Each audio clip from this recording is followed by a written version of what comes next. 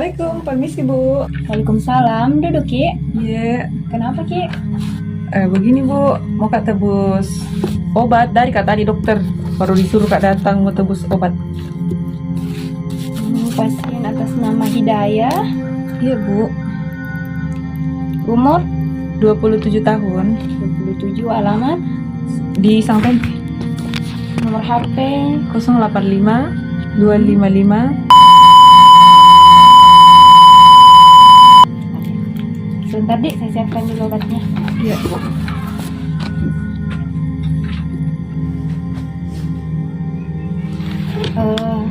Ini Bu, obat kan di sini dikasih ada 2. Nah, obatnya itu harganya 100.000 Bu. Mau Ki tebus langsung semuanya atau mau tebus setengahnya dulu Bu? Itu 100.000 2 obat nih Bu. Iya, sudah 2 obat. Bisa Kak kalau misalnya setengah mau dulu ku bayar? Oh bisa. Saya siapkan dulu deh. Iya Bu.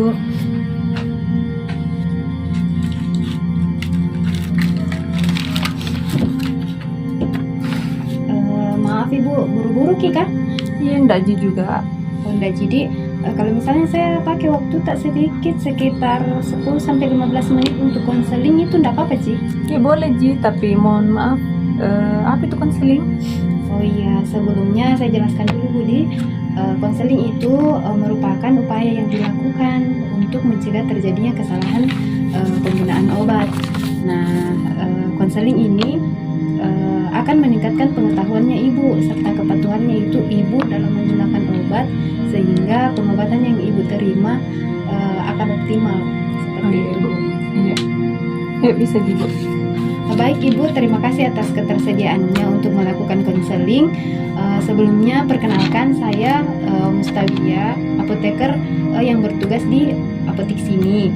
Nah, sebelum itu saya mau tanyakan resep pasien atas nama Hidayah. Betul Ibu sendiri? Iya Bu, ya saya sendiri. Umurnya 27 tahun, Ya, alamatnya Sang Tempe. ya. Sebelumnya kan Ibu sudah konsultasi dari dokter.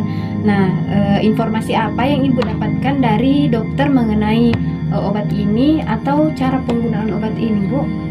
Oh iya, tadi dokter bilang ini apa? 2 obat dikasih Kak. Obat vitamin dengan obat kejang-kejangnya saya. Oh iya. Kemudian Ibu, apa yang diharapkan dokter tentang kondisi kesehatan Ibu setelah menggunakan obat ini? Dibilang Ji saja, mudah-mudahan cepat sembuh. Kemudian Ibu, sebelum saya memberikan informasi mengenai 2 obat ini, ada yang mau saya tanyakan dulu sama kita. Yang pertama itu, apakah sekarang Ibu sedang menggunakan atau mengonsumsi obat lain? Enggak Ji Bu. Oh enggak, jadi kemudian apakah Ibu punya alergi? Enggak Ji juga. Tidak. Kemudian Ibu punya penyakit penyerta? Semacam apa itu Bu penyertanya? Maksudnya penyakit tak sebelumnya. Apakah Ibu riwayat penyakit tak pernah mengalami hipertensi atau sedang mengalami penyakit sekarang ini selain penyakit kejang begitu? Oh tidak Ji kalau itu Bu. Tidak ada Ci. Iya. Sebelumnya pernah konsultasi sama dokter selain ini? Enggak pernah. Jadi, kemudian apakah Ibu sekarang sedang dalam kondisi hamil? Enggak juga. Menyusui? Enggak. Oke. Nah, baik Ibu. Sekarang saya mau jelaskan mengenai 2 obat ini. Nah, di sini Ibu diberikan 2 obat. Yang pertama itu metilkobal sebagai vitamin untuk mengurangi untuk mencegah terjadinya penurunan vitamin B12-nya Ibu. Nah, metilkobal ini Ibu gunakan 2 kali sehari pada pagi dan malam hari. Nah, kemudian untuk diazepam ini sebagai obat untuk anti kejangnya Ibu. Jadi diazepam ini Ibu konsumsi 1 kali sehari pada malam hari saja sebelum tidur ya Bu. Iya Bu. Adapun efek samping yang mungkin Ibu rasakan yaitu efek samping dari metilkobal ini, kemungkinan Ibu akan merasakan terjadinya ruam kulit, pusing, mual, diare, serta demam Ibu. Iya Bu. Baik. Terus untuk diazepamnya ini kemungkinan ibu akan merasakan mengantuk, pusing, penglihatan kabur, dan saya sarankan Bu ketika mengonsumsi obat ini atau dalam terapi obat ini ibu sebaiknya tidak mengendarai kendaraan dan mengoperasikan mesin yang membutuhkan konsentrasi yang cukup tinggi ya Bu. Oh iya Bu. Baik. Tapi tidak perlu khawatir mengenai efek samping ini karena setiap obat tidak selamanya memberikan efek samping yang sama dan tidak semua orang akan mengalami efek samping yang seperti yang saya jelaskan tadi. Iya Bu. Baik. Iya. Kemudian ibu untuk menunjang terapi pengobatannya ibu ini sebaiknya ibu menerapkan pola hidup sehat di dalam kehidupan sehari-harinya ibu. Seperti ibu mengonsumsi makanan-makanan yang tinggi lemak, rendah protein, dan makanan yang bebas karbohidrat ibu supaya mencegah terjadinya kekambuhan dari kejangnya ibu. Oh iya Bu. Makanan-makanan apa saja yang bisa aku makan Bu? Contohnya itu yang kita bilang tadi. Oh iya, contohnya itu makanan-makanannya kita bisa konsumsi makanan seperti ikan laut, kerang, daging ayam, daging sapi, dan untuk sayurannya itu Bu bisa konsumsi semacam terong, bayam, tomat, dan lain-lain Bu. Oh iya balik Bu. Terus bagaimana kalau misalnya lupa Kak minum obatku, kapan lupa Kak? Oh iya Bu, kan di sini obatnya kita gunakan contohnya di sini metilkobal ya, digunakan 2 kali sehari. Jadi kalau saya sarankan Ibu setelah sampai di rumah nanti mungkin bagusnya kita setting memang itu HPTA. Iya, Jadi Bu. misalnya kita minum obat tak jam 8 pagi, kita setting memang jam 8 pagi. Jadi kalau bunyi mi alarm tak, diminum mi juga obat tak. Jadi disetting mi juga jam 8 malam, jadi diminum mi obat tak jam 8 malam supaya tidak lupa Ki sama obatnya Ibu. Begitu. Terus kalau misalnya saya lupa minum obat yang pagi toh, Iya. terus malamnya baru ku ingat harus ku minum 2 itu obat.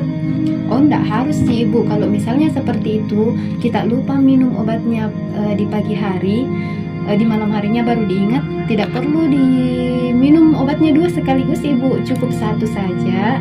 Cukup 1 dosis saja, yang sudah lewat itu tidak apa-apa, sudah lewat saja. Terus dosis selanjutnya kita minum secara teratur Ibu. Toh, enggak usah diulang dosisnya, enggak usah minum 2 obat sekaligus. Oh iya Pak Bu. Ada yang mau ditanyakan? Ini enggak ada Bu. Baik Ibu, karena sudah tidak ada yang mau ditanyakan, jadi kan tadi Ibu menebus resepnya cuma setengahnya. Jadi saya akan mau buatkan kopi resep. Terus kopi resep ini nanti Ibu tebus sebelum obatnya habis. Jadi kalau misalnya obatnya sudah mulai menipis, sudah mulai sedikit di rumah, segera datang ke sini lagi untuk menembus obatnya ya Bu ya. Iya, saya buatkan kopi resepnya dulu ya. Oh iya Bu, mau juga bertanya. Oh iya, Kalau kenapa? misalnya sementara masih konsumsi obatnya toh, terus langsung ke kejang-kejang, bagaimana itu Bu? Maksudnya Ibu masih sementara dikonsumsi obatnya, terus kejang? Iya Bu. Gitu. Oh iya, kalau misalnya kejadiannya seperti itu Bu, Ibu langsung saja konsultasi ke dokternya.